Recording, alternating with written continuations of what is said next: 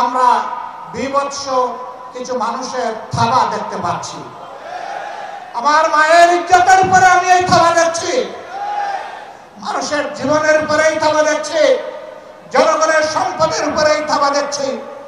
এমনকি দিশাহারা হয়ে তারা যখন হুঁশ ঠিক থাকে না, তখন নিজের লোককেও নিজেরা খুন করতে কুণ্ঠাবোধ করে না। পাটগ্রামে কি হচ্ছে কি হয়েছে আপনারা দেখতে পাচ্ছেন।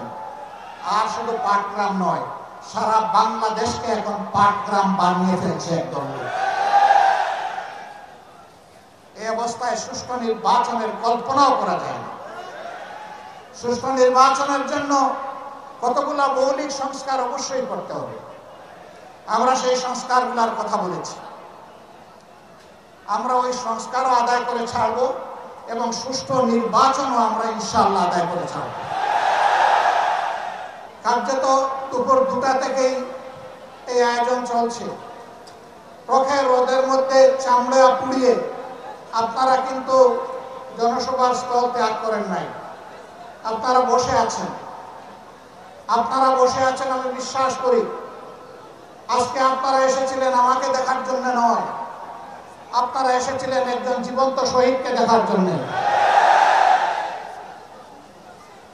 সম্মানিত ভাইরা, আপনারা জানেন স্বাধীনতার 54 বছর বাংলাদেশ জামাত ইসলামী তার জনগণের সুখে দুঃখে পাশে থাকার চেষ্টা করেছে।